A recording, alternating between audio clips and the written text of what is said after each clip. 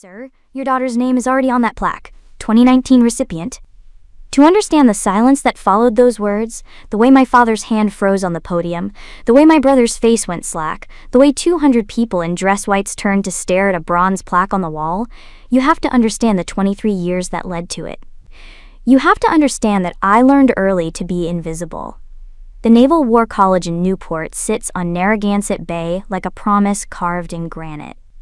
I'd driven past it 1,000 times growing up in Portsmouth, watching the officers come and go in their crisp uniforms, never imagining I'd one day walk those halls, never imagining my father would rather I didn't. But that came later. First came the phone calls. "Libby, honey, your brother's getting promoted to commander." My mother's voice on a Tuesday in March, bright with manufactured cheer. "We're having a little celebration dinner Friday. Can you make it?" I was in my apartment in Norfolk, staring at deployment orders for the Carl Vinson. 6 months in the Pacific, leaving in 2 weeks. I hadn't told them yet. "I'll try, Mom." "You'll try," the cheer dimmed. "Your father's Navy League ceremony is the following week. That one's important. I need you there." "I know." "Do you? Because last year you missed." "I was working." "You're always working. Libby, I don't even know what you do anymore. Something with logistics?"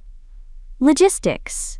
That's what I'd told them 6 years ago, when I made captain and couldn't explain why a 37-year-old woman with a career they barely understood was suddenly commanding a destroyer. Easier to let them think I shuffled papers somewhere in the vast bureaucracy of the Navy than to explain that I'd spent 3 years in the Arabian Gulf, that my ship had intercepted weapons shipments and tracked submarines, that admirals knew my name. "Something like that," I said. "Well, try to take time off. For family, your brother made time." My brother. Lieutenant Commander Jackson Scully, golden child, Dad's clone in every way that mattered. He'd followed the path laid out for him with precision. Naval Academy, surface warfare, steady climb up the ranks. No detours, no surprises. The kind of career you could explain at dinner parties. I'd taken a different route. ROTC at URI while Dad was deployed. He'd wanted me at Annapolis like Jackson, but I'd chosen civilian college, naval training on the side. A compromise that felt like betrayal to him. Then I'd gone surface warfare anyway, proved I could do what Jackson did, and he'd never forgiven me for doing it my way. "I'll be there," I told my mother. I made it to the dinner, barely. Flew in from Norfolk Thursday night, arrived at the restaurant in Portsmouth just as they were ordering appetizers. The place was called the River House. White tablecloths, water views, the kind of establishment where naval officers brought their families to celebrate promotions and retirements. "Libby!" My mother stood, enveloped me in a hug that smelled like Chanel and concern. "You look tired?" "Long week." She always looks tired. Jackson, from his seat at the head of the table. He'd grown a beard since I'd seen him last. Naval regulations be damned. Apparently he had a staff job now where grooming standards were flexible. "How's the logistics game, sis?" "Thriving." My father nodded at me from across the table. Admiral Theodore Scully, retired. 3 stars that still carried weight 15 years after he'd left active duty. He consulted now, sat on boards, gave speeches. The Navy had been his identity for 40 years, and retirement hadn't changed that. "You're late," he said. "I'm here." Jackson's wife Brittany smiled at me with the kind of pity people reserve for distant relatives at funerals. "We were just talking about Jackson's new assignment. Tell her, honey." "Pentagon," Jackson said, unable to keep the pride from his voice. "Strategic planning. I start in August." "Congratulations." "Thanks. It's a stepping stone, you know. Dad says if I play it right, I could have my own command by 40. I was 39. I'd had my first command at 36. The dinner proceeded with the familiar rhythm of family gatherings, where everyone knows their role. Mom asked careful questions about my health, my apartment, whether I was seeing anyone. Jackson talked about the Pentagon, about the admiral who'd requested him specifically, about the house they were buying in Arlington. Dad offered strategic advice, war stories, connections Jackson should cultivate. No one asked about my work. They never did anymore. Easier to ignore the vague career than to acknowledge they didn't understand it. The Navy League ceremony next week, Dad said over dessert. "I'm receiving the Distinguished Service Award. Should be quite an event." "That's wonderful," I said. 200 people confirmed. The commandant's sending a representative. Vice Admiral Boone will be there. You remember him, Jackson? From the Abraham Lincoln. Yes, sir. Good man. You should talk to him about your Pentagon assignment. He has connections at OpNav. Will do. Dad's eyes flicked to me, then away. You'll be there, Libby? Yes. Good, it's black tie. The invitation said family would be seated at the head table. He paused. Try to look presentable. Brittany coughed into her napkin. Mom studied her wine glass. Jackson smirked. I finished my coffee and said nothing. The days before the ceremony passed in a blur of preparation I couldn't discuss. The Vinson deployment, delayed by maintenance issues in San Diego. A classified briefing about Iranian fast boats in the Strait of Hormuz. A call from the commander of Naval Surface Forces asking my opinion on a tactical scenario that would appear in next year's training exercises. At night, in my Norfolk apartment, I'd stare at my dress whites hanging in the closet. 4 rows of ribbons, gold surface warfare pin, captain's eagles on the collar. The uniform told a story my family had never bothered to read. I thought about wearing it to the ceremony, thought about the shock on their faces, the questions it would raise. Then I thought about my father's award, his moment, the attention that uniform would draw. It felt petty to overshadow him, felt small. So I packed a black dress instead. Friday afternoon, I drove to Newport. The ceremony was at the War College's Spruance Hall, a building I knew better than my family realized. I'd lectured there twice, once on maritime interdiction operations, once on leadership under pressure. But I'd never mentioned it at family dinners, never corrected them when they assumed my career was administrative drudgery. Easier to be underestimated than to fight for recognition I didn't need. I arrived early, parked in the visitor lot, and walked across the manicured grounds. Spring in Rhode Island meant daffodils and fresh-cut grass, and the smell of the bay. Officers in dress uniforms moved between buildings, some heading toward Spruance Hall, others toward Luce Library. A few nodded at me as they passed, recognition I couldn't return without revealing more than I wanted to. Inside Spruance Hall, the ceremony space was already filling. 200 chairs in neat rows, a stage with podium and Navy flags, tables along the sides displaying maritime artifacts and historical plaques. The walls were covered with photographs of past award recipients, brass nameplates beneath each one. I found my seat at the head table, next to Jackson. Mom and Dad would sit on the other side, closest to the stage. Brittany was already there, checking her makeup in a compact mirror. Nice dress, she said, looking at my simple black sheath. Very understated. Thank you. I almost wore black, but Jackson said navy blue was more appropriate for a military ceremony. You know, to show respect. I smiled and said nothing. The hall filled quickly. Officers in whites, Navy League officials in tuxedos, local dignitaries and their spouses. The energy was formal, celebratory, the kind of event where careers were advanced through carefully placed conversations and strategic handshakes. Vice Admiral Boone arrived at 6:45 p.m., a tall man with silver hair and a chest full of ribbons that told the story of 35 years at sea. He moved through the crowd like a shark through water, purposeful, aware, missing nothing. His eyes passed over me once, twice, then held. He knew. I gave him the slightest shake of my head, and he understood. Not tonight, not here. The ceremony began at 7 p.m. sharp. The Navy League president welcomed everyone, made jokes about the weather and the bar and the distinguished guests in attendance. Then he introduced the evening's honorees, 3 recipients of the Distinguished Service Award, my father among them. Dad took the stage to sustained applause. He looked good up there, comfortable in his tuxedo, the 3-star pin on his lapel catching the lights. This was his element, the formal recognition, the public acknowledgement, the proof that his decades of service mattered. His speech was everything you'd expect. Gratitude for the award, appreciation for his family's support, stories from his career that were both humble and self-aggrandizing in the way of successful military officers. The audience laughed at the right moments, nodded seriously at others. Then he got to the acknowledgments. I couldn't have done any of this without my family's support, he said, looking down at our table. My wife, Misty, who has been my anchor for 42 years. My son Jackson, who followed in my footsteps and made me prouder than I can say. A commander now heading to the Pentagon, the future of the Navy. Jackson sat straighter. Brittany touched his arm, beaming. Dad's eyes moved to me, stopped. I watched him calculate, search for words, try to find something to say about the daughter whose career he'd never understood and had long since stopped asking about. "And my youngest?" he said finally. "Libby, who is here tonight." He gestured vaguely in my direction. The pause hung in the air like smoke. "Let's give them all a round of applause." The audience clapped politely. Jackson's smile was triumphant. Mom looked pained. I sat perfectly still, hands folded in my lap, face neutral. This was familiar. This was expected. This was 23 years of being the daughter who disappointed him by succeeding differently. Dad continued his speech, thanked the Navy League, made closing remarks about service and sacrifice. More applause. He stepped down from the podium, accepting handshakes and congratulations as he made his way back to our table. "That was beautiful, Ted." Mom squeezed his hand. "Well done, Dad." Jackson stood to embrace him. I opened my mouth to add my own congratulations, something appropriate, something that would end this evening with dignity intact, when a voice called out from the back of the hall. "Excuse me, Admiral Scully?"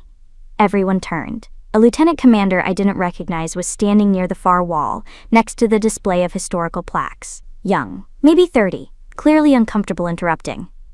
"Sir," he said, louder now. "I apologize for the interruption, but your daughter's name is already on that plaque. 2019 recipient." The hall went silent, not the polite silence of an audience waiting for a speaker, but the shocked silence of a record scratch, of the moment before a car accident, of reality breaking. "What?" Dad's voice was sharp. The lieutenant commander pointed at the wall. "The Distinguished Service Award plaque, Captain Elizabeth Scully, 2019. 200 heads turned in unison. I heard chairs scrape, whispers start, someone gasp. On the wall, between the photographs and beneath the brass nameplates, was the plaque I'd walked past 100 times and never mentioned. The list of names glowed under the spotlights. 2017 VADM Robert Greene, 2018 Captain Michael Torres, 2019 Captain Elizabeth Scully, 2020 RADM Jennifer Walsh. My father stared at the wall, then at me. His face went through several expressions: confusion, disbelief, something that might have been betrayal. "Captain?" he said. Jackson stood up so fast his chair tipped backward. "That's impossible." But Vice Admiral Boone was already moving toward our table, his dress shoes clicking on the hardwood floor. He stopped beside me, and his face carried the weight of someone who'd tried to prevent exactly this moment and failed. "Admiral Scully," he said to my father, "I believe there's been some confusion about your daughter's service record." Dad couldn't finish the sentence. "Captain Elizabeth Scully," Boone's voice carried across the silent hall. "Commanding Officer, USS Winston Churchill. Previously, Commanding Officer, USS Porter. 2 deployments to 5th Fleet, 1 to 7th. Navy Cross nomination for actions off the coast of Yemen in 2018. She's one of the finest surface warfare officers of her generation." Mom's hand was over her mouth. Brittany had gone pale. Jackson was staring at me like I'd grown a second head. "You commanded a destroyer?" Dad's voice was barely a whisper. I looked at him, really looked at him, for the first time in years. Saw the man who'd wanted me to follow his exact path and couldn't respect any other. Saw the father who'd spent 23 years not asking questions because he was afraid of the answers. "Yes," I said. "Why didn't you?" "Tell you." I stood up slowly, smoothed my dress. "I did. 6 years ago, when I made captain. You said, 'That's nice, honey,' and asked Jackson about his new duty station." The memory landed like a physical blow. I watched him flinch. "I told you about my command," I continued, my voice steady, quiet. "You said it was good. I was keeping busy. I told you about my deployment. You asked if I was seeing anyone. I stopped telling you things because you stopped listening." "Libby," Mom started. "I'm not angry," I said, and meant it. I stopped being angry years ago. I just got tired of fighting for space in conversations that had already decided who I was. Jackson found his voice. "You let us think.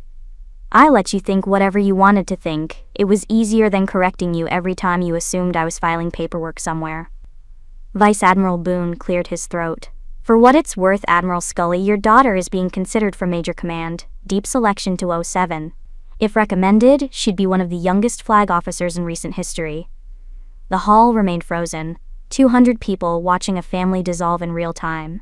I could feel their eyes, their judgment, their fascination with this private catastrophe made public. My father looked at the plaque. At me, at Boone. His mouth opened and closed, searching for words that wouldn't come.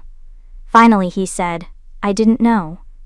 "No," I agreed, "you didn't." I picked up my clutch from the table. Mom was crying now, silent tears she kept wiping away with her napkin. Jackson had collapsed back into his chair, staring at nothing. Brittany was whispering furiously to him, her face flushed. "Congratulations on your award, Dad," I said. "It's well deserved." I walked toward the exit. The crowd parted automatically, the way people do in the presence of authority they've suddenly recognized. Vice Admiral Boone fell into step beside me. "Hell of a way to come out," he murmured. "Wasn't my choice. Could've corrected that lieutenant commander. Could've, didn't." At the door, I paused and looked back one last time. My father still stood at the head table, the Distinguished Service Award in his hands, staring at the plaque on the wall that proved his daughter had earned the same recognition 4 years before him. Jackson was on his feet now, gesturing angrily at something, probably me. Mom had her arms around Dad's shoulders. Brittany was on her phone, already spreading this story through whatever social networks naval officers' wives maintained. The scene looked like a painting, family portrait and shattered assumptions. I pushed through the doors into the cool Newport evening. Behind me I heard the ceremony resuming, the Navy League president trying to restore order, someone laughing nervously. In the parking lot my phone buzzed. A text from the commander of Naval Surface Forces. "Heard there was excitement at the War College tonight. You okay?" Word traveled fast in the Navy. "Fine," I typed back. "Long overdue conversation. Your father's a good man, old school." "I know. Give him time." I drove back to Norfolk in the dark, the road ahead illuminated by headlights, the road behind disappearing into memory. At 2 a.m., somewhere on I-95 in Connecticut, my phone rang. "Mom." I let it go to voicemail. She called again at 3 a.m., again at 4 a.m. Finally, at 5 a.m. I answered. "Libby," her voice was hoarse. "We need to talk." "Okay." "Your father he's devastated. He didn't know. He truly didn't know." "I believe that. Why didn't you tell us? Really tell us? Make us listen?" I pulled into a rest stop, turned off the engine, and watched the sun start to rise over the highway. Because I got tired of proving myself in a family that had already decided I wasn't worth paying attention to. It was easier to be invisible than to constantly fight for visibility. "But you're our daughter." "I'm also a captain in the United States Navy. I've commanded warships, led sailors into harm's way, made decisions that affected national security. But at family dinners, I'm the one who does something with logistics. Do you understand how exhausting that is?" She was quiet for a long moment. Then, "Your father wants to talk to you." "Not yet." "Libby, Mom, I love you. I love Dad and Jackson and this family. But I need you to understand something. I didn't hide my career. I told you about it. Repeatedly.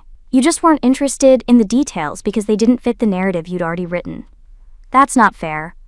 Maybe not, but it's true." I ended the call and drove the rest of the way to Norfolk in silence. My apartment felt smaller than I remembered, filled with the accumulated debris of a life spent at sea, books on naval tactics, framed photos from deployments, the sword I'd been presented at my change of command ceremony. On my desk was a folder marked confidential, the Carl Vinson deployment brief. In 2 weeks, I'd be underway, back in my element, back where rank and capability mattered more than family expectations. The phone rang again, this time Jackson. "You made Dad look like a fool," he said without preamble. "I didn't make him do anything, he did that himself. By not knowing you'd," he stopped. "Why didn't you tell me? We're both surface warfare. We could've, I don't know, talked about it." "When?" I asked. "When you were explaining to everyone how you were following in Dad's footsteps? When you were talking about your Pentagon assignment, like it was some major achievement? When was I supposed to mention that I'd already done everything you're still working toward?" The silence on the other end was answer enough. I didn't want to compete with you, Jackson. I never did. I just wanted to do my job without having to constantly justify it to a family that had already decided it wasn't important. You let us think. I let you think what you wanted to think. That's on you. I hung up before he could respond. 3 days later, a package arrived at my apartment. Inside was a photograph, the War College plaque, my name clearly visible in brass, a handwritten note from my father. I should have asked. I should have listened. I'm sorry. It wasn't enough, not yet, but it was a start. 2 weeks later, I stood on the bridge of the Carl Vinson as it left San Diego, heading toward the vast Pacific. Behind me, 200 sailors executed their duties with the precision I'd helped instill. Ahead, 6 months of operations in one of the world's most complex maritime environments. My family would call, eventually, and eventually I'd answer. We'd rebuild something from the wreckage of that ceremony in Newport. But it would be different this time, built on truth instead of assumption. On respect instead of condescension. I'd spent 23 years being invisible by choice. That chapter was closed. The sun set behind the California coast, painting the sky in shades of orange and red. The carrier cut through the water at 20 knots, heading toward a horizon only I could see. Captain? My XO approached, holding a tablet. The Admiral's compliments. He's requesting a video call at 1900. Tell him I'll be ready. The XO nodded and departed. Alone on the bridge wing, I felt the weight of command settle over my shoulders like a familiar coat. This was who I was. Who I'd always been. My family just finally knew it now.